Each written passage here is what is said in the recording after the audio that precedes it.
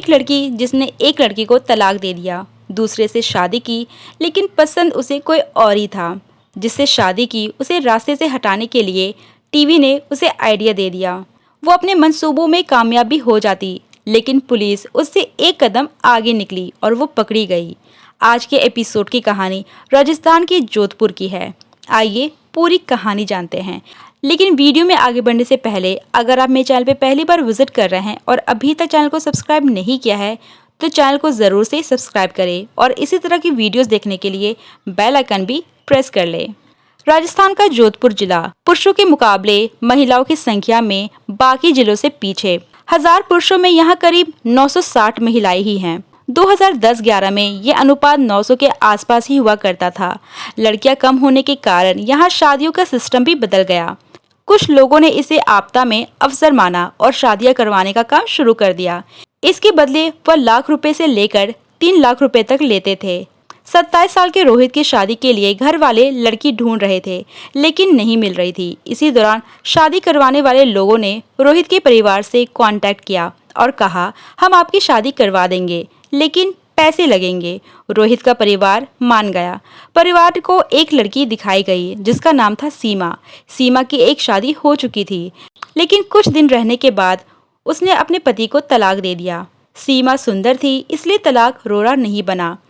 29 मार्च 2016 को दोनों की धूमधाम से शादी हो गई। रोहित इस शादी से बेहद खुश था, लेकिन सीमा खुश नहीं थी। उसे उस घर में उलझन हो रही थी। अप्रैल के पहले ही हफ्ते में माँ से बात की और कहा, मैं यहाँ रहना नहीं चाहती। माँ ने कहा, ऐसा नहीं करते सीमा, तुम वहीं रहो, कुछ दिन में सब कुछ बढ़िया हो जाएगा। माँ की बात से सीमा रुक तो गई, लेकिन उसके दिमाग में इस शादी से छुटकारा पाने का प्लान चल रहा था। जोधपुर में पैसे देकर होने वाली शादियों में एक रिवाज ये भी था कि दुल्हन को 12 महीने तक ससुराल में ही रहना होगा। इस दौरान दुल्हन के घर वाले तो आ सकते हैं, लेकिन दुल्हन कहीं नहीं जा सकती। सीमा के लिए ये बहुत बड़ा दुख था, क्योंकि जिससे वो प्यार करती थी उससे मिलने के लिए वो उसके घर नहीं जा सकती थी। उसने एक तरकीब निकाली। प्रेमी को ससुराल बुलाया और रोहित को बताया कि वो मामा का लड़का है। रोहित सहित परिवार के सभी लोगों ने उसका स्वागत किया, खाने पीने के लिए बढ़िया चीज़ें दी। रात में रोहित खुद छत पर सोने चला गया और वो सीमा के साथ कमरे में सो गया। उसी रात सीमा ने तय किया कि अब रोहित को रास्ते से हटा के रहूंगी।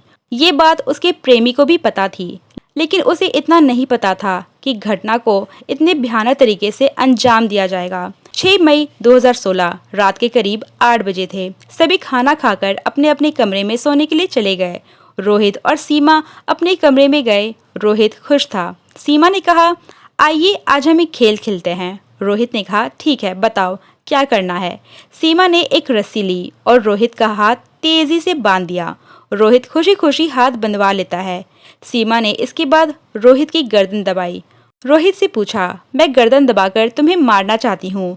रोहित को ये सब मजाक लग रहा था, उसने कुछ भी नहीं कहा। इसी दौरान सीमा ने एक बारगी जोर से गला दबा दिया। रोहित बेहोश हो गया। यहाँ से सीमा का असली रूप सामने आ गया। उसने तुरंत ब्लेड निकाला और रोहित के दाहिने हाथ की नसें बेदर्दी से काट दिया। तेज रफ्तार से खून निकल रहा था। सीमा ये सब देख रही थी। 2 घंटे के बाद जब उसे यकीन हो गया कि रोहित की जान जा चुकी है, तब वो वहाँ से उठी। हत्या के बाद सीमा कमरे से चीखती हुई बाहर आई। वह कहती है, रोहित ने कर लिया, नस काट ली। लोग कमरे में गए, देखकर सन्न रह गए। रोहित की लाश बेड पर पड़ी थी। दाहिने हाथ बेड से नीचे लटका हुआ था। खून की बूंदें निकलना बंद हो गई थी। जो जमीन पे गिरा था वो भी सूख चुका था। परिवार को सीमा पर शक हो गया। इसकी 2 वजह थे। जिस तरह से खून जमा था उससे साफ नजर आ रहा था कि मौत 2 घंटे पहले हुई, लेकिन सीमा की आंखें या चेहरे पर सोकर उठने जैसा कोई भी भाव नजर नहीं आ रहा था। रोहित सारा काम दाहिने हाथ से करता था। अगर उसे करना होता तो वो दाहिने हाथ से ही बाएं हाथ की नसें काट लेता, लेकिन यहाँ उल्टा था।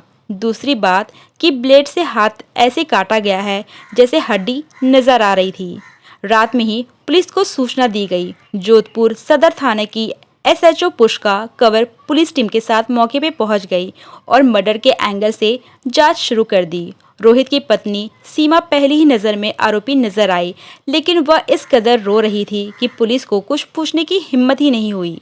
पुलिस ने शव को अपने कब्जे में ले लिया और उसे पोस्टमार्टम के लिए सरकारी अस्पताल में भेज दिया। 7 मई 2016 को सीमा को पुलिस ने पूछताछ के लिए हिरासत में ले लिया।